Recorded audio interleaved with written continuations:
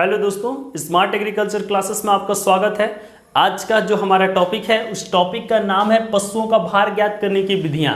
यानी आप पशु का वेट कैसे निकालेंगे। आपको पता है कि पशु बहुत विशालकाय जानवर रहता है, तो पशु का हम भार कैसे निकालेंगे।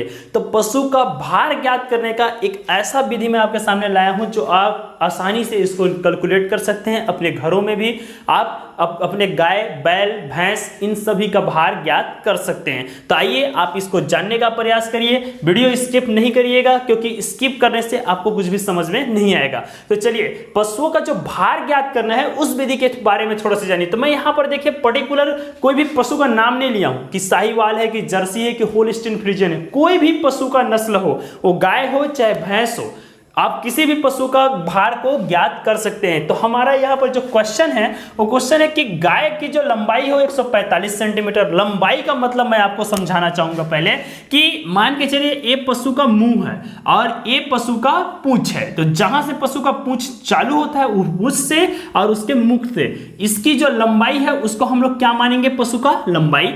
आगे बढ़िएगा, पशु का जो घेरे की लंबाई है। तो घेरे का मतलब ये नहीं कि जिस रस्सी से हम बांधे उसके चारों तरफ का लंबाई। घेरे का मतलब यह है कि पशु का पीठ और पेट की लंबाई, यानी ऐसे राउंडिंग करके हम लोग इसको नापेंगे। इसको नापिएगा तो उसको हम लोग क्या बोलेंगे, घेरे की लंबाई। और जो मुंह से लेकर पूंछ तक का लंबाई रहेगा उसको हम लोग क्या बोलेंगे, गाय के शरीर का लंबाई। तो इस दो चीज को आप लोग ध्यान दीजिएगा क्योंकि बहुत सारे जगह में ऐसा भी हो जाता है कि पशु के मुख से लेकर पूंछ को फैला दिया जाता है आगे तक कि पूंछ तक नापेंगे। जहां से पूंछ निकला है वहां तक का आप मापिए, उसके पीठ और पेट को घुमा करके आप नापिए और आप फीता से नाप सकते हैं। तो याद रखिएगा हम यहां पर आपको कैलकुलेट करना सिखाएंगे। तो यहां पर इसका एक तरीका है कि पशु का भार ज्ञात करने का एक फॉर्मूला होता है कि पशु का भार हम निकालेंगे किलो में, बराबर क्या हो जाता है आपका कि पशु की लंबाई गुणित घेरे की लंबाई बट्टे में अ। अब इस फॉर्मूला को आप समझने का प्रयास करिए। भार ज्ञात करना है, लंबाई आपका यहां पर क्वेश्चन में दिया है, घेरे की लंबाई भी आपको क्वेश्चन में मिलेगा, लेकिन अ का मतलब आपको समझ में नहीं आया है। तो जैसे हम मैथ्स बनाते हैं तो उसमें पाई होता है, तो पाई का मान हम लोग लेते हैं 22/7। वृत्त की परिधि का सूत्र होता है 2πr। तो कुछ फॉर्मूलाएं याद करनी पड़ती है, वैसे ही अ का मान आपको यहां पर याद करना पड़ेगा। तो देखिए अ का मान कैसे हम याद करेंगे। अगर घेरे की लंबाई 164 सेंटीमीटर से कम है, 164 सेंटीमीटर से कम है, तो अ का मान हम लोग लेंगे 64.4, ये मानक एवरेज के हिसाब से। आगे बढ़िएगा, अगर घेरे की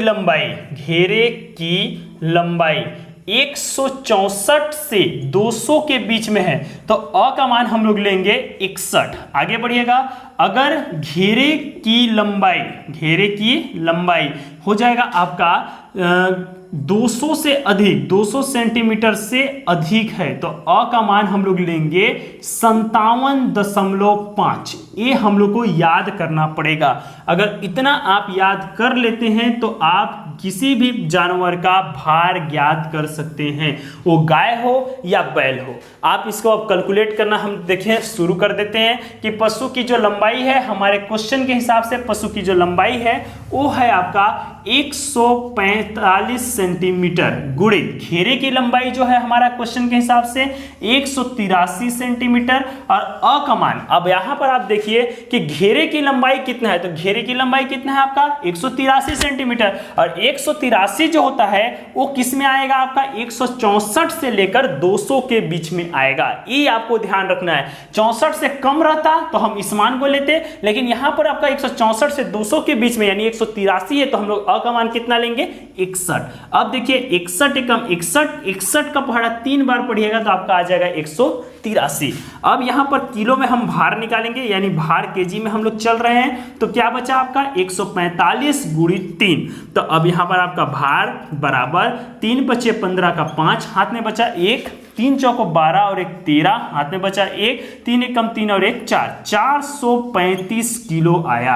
ये आपका हो जाएगा आंसर। यानी कि अगर आपकी गैया का जो भार है वो 145 सेंटीमीटर है, यानी कि लंबाई है 145 सेंटीमीटर और घेरे की लंबाई आपका 183 सेंटीमीटर है, तो आपकी जो गाय है उसका वेट लगभग कितना होगा 435 किलो। तो आप इस तरीका से बहुत आसानी से पशु का भार ज्ञात कर सकते हैं। इसी कड़ी को आगे बढ़ाते हुए हम एक और क्वेश्चन लिए कि गाय का जो लंबाई है, चलिए गाय की लंबाई, तो गाय की जो यहाँ पर लंबाई हमारे क्वेश्चन के हिसाब से है वो है आपका 160 सेंटीमीटर।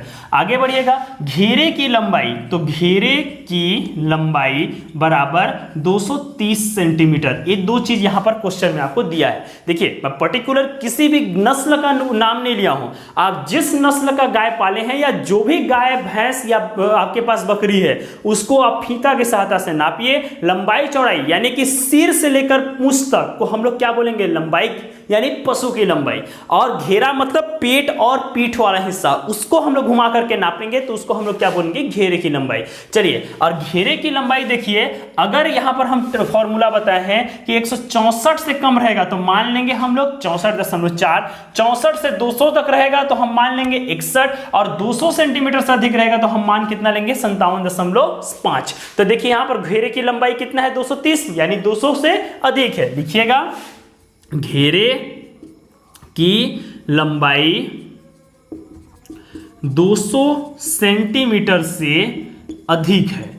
अधिक होने के कारण अ का जो मान होता है वो हो जाएगा आपका 57.5। इतना आपको याद करना पड़ेगा। फिर फॉर्मूला लिखिए, पशु का जो भार का फॉर्मूला है, तो भार हम लोग किस में निकालेंगे, केजी में, और यहां पर हम आपके क्वेश्चन में पता चल जाएगा कि गाय की लंबाई गुणित पशु के घेरे की लंबाई बट्टा में आपका हो जाएगा अ। मान रखना चालू कर दीजिए। भार का भार, गाय की लंबाई आपका हो गया 160 सेंटीमीटर, गुणित पशु के घेरे की लंबाई हो गया आपका 230 सेंटीमीटर, भाग दे दीजिए, कितना हो जाएगा आपका 57.5। अब 57.5 से अब हम लोग इसको काटना शुरू करेंगे। चलिए हम थोड़ा सा कैलकुलेट करते हैं। 57.5 का गुणा अगर हम 4 बार करते हैं तो 4 पंचे 20 का 0, हाथ में बचा 2, 7 चौको 28 और 2 30, हाथ में बचा 3, फिर हो जाएगा 5 चौको 20 और 3 23, 230 आ गया। यानी इसको आप काटिएगा तो 4 बार में आया। फिर आपका हो जाएगा भार बराबर 160 गुणित 4, इसको अगर आप गुणा करिएगा तो भार बराबर 16 चौको 64, जीरो का जोड़ा 640 किलो आपका आ जाएगा पशु का लगभग भार।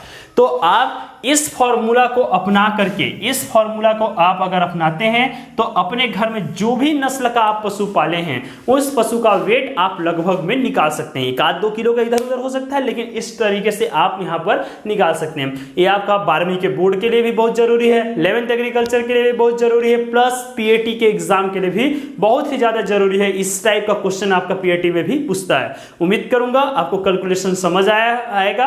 धन्यवाद।